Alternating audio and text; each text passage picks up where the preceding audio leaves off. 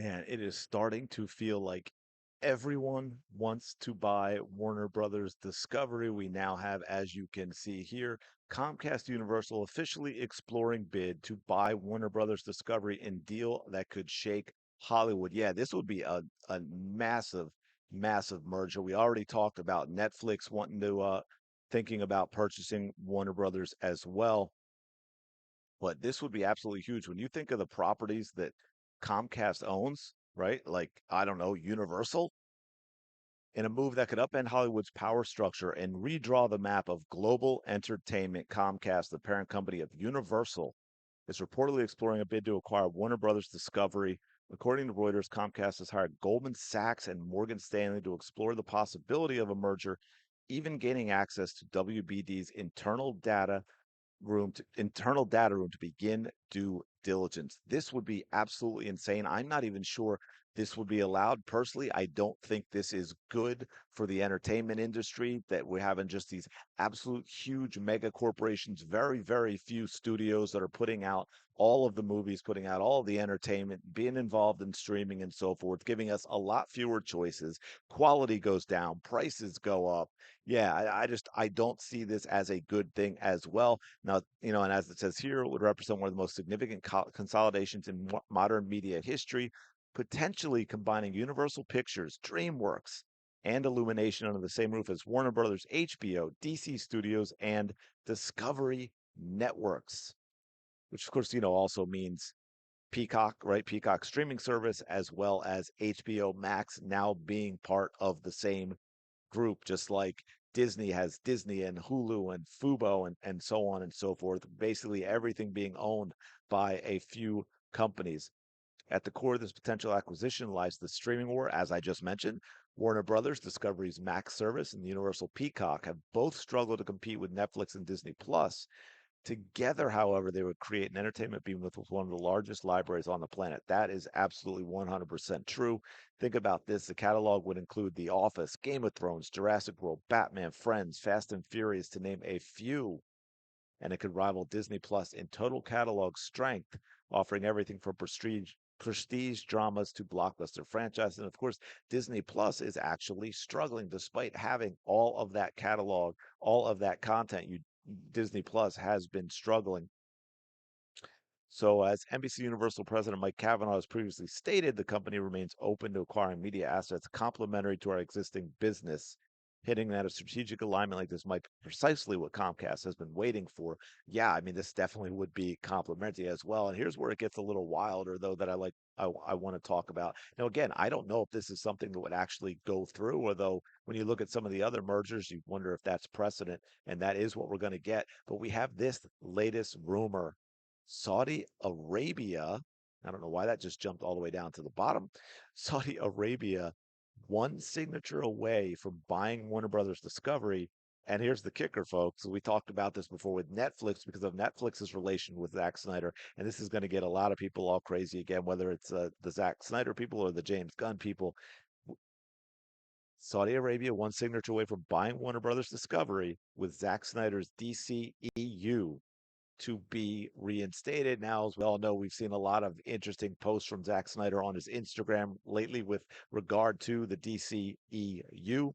So, if a new rumor proves true, Warner Brothers Discovery is going to be bought not by one of the studios, Paramount, Comcast, Netflix, but they've all been connected with the interest in buying Warner Brothers, but by Saudi Arabia, which, according to another related rumor, will replace James Gunn's DCU with Zack Snyder's DCEU. Now, I want to point out, and this is the reason I even brought it up. This is a rumor from an actual producer, a name who's talked about other things, someone who would have this information.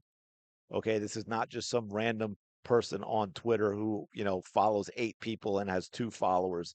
This is Patrick Caligari, a producer who's worked on TV shows Big Brother, American Idol, The Amazing Race, etc. He's been talking about what he calls a $70 billion deal since October. And that as of yesterday, when he posted the video below in his Instagram account, the deal is one signature away from being complete. He has learned this from sources he has in Saudi Arabia, which he calls pretty solid media sources. So there you have it. This is as legitimate as a rumor can be, as something that's not yet proven to be true, this is one that is definitely something we can talk about because of the source and where it is coming from. So, two big things here for me. Saudi Arabia owning Warner Brothers. When you think of places like the Middle East, places like China, where Hollywood has tried to do or had to do, or even willing to do voluntarily because of the monetary return, where they basically censor themselves and they have certain things in or not in movies in order to get those movies showing in certain places. I wonder, for me, that's not even in this article, but I wonder what the impact of Saudi Arabia owning Warner Brothers is going to have on the content they produce, right? That's going to be something that's going to be very interesting. That would be concerning to me as a consumer and someone who wants great movies again, great streaming shows again. I would worry about that with Saudi Arabia owning it. But then, of course, the other thing that's really interesting is because this is the second time we've heard it. Now, I think the Netflix, it was more like, oh well, it's kind of being said because Netflix has had a deal with Zack Snyder for other things. They have a working relationship with him, but this is a little different. It'd be if Saudi Arabia actually wants to bring back the DCEU, that would be pretty interesting. And of course, that's going to set off a whole lot of rumors when you look at what Zack Snyder did, and then and it it's going to be interesting, and it's going to give us content. I mean, if that turns out to be true, it's wild. Now, it says the second part of the rumor is an exclusive from Comic Book News, although it's more of an update on a rumor the site ran about 3 weeks ago. Cosmic Book News. So I said comic. Cosmic Book News sources tell them if the deal goes through, James Gunn and his DCU are being replaced by the old DCEU, which will again be run by Zack Snyder with Christopher Nolan as an executive producer, which is what was talked about when people were looking at Paramount as well. And then the Netflix was more of just a straight up rumor because they had a working relationship with Zack Snyder. Cosmic Book News claims the source behind the rumor has given them reliable information in the past, such as that Marvel was retooling Daredevil Born Again and the details of some of the Warner Brothers Discovery sale updates. And that this is why Zack Snyder has been posting so much DC content on social media, and that Snyder and the UFC producing a movie called Brawler for the General Entertainment Authority, the Saudi Arabian government department that regulates their entertainment industry, suggests that Saudi Arabia trusts Snyder.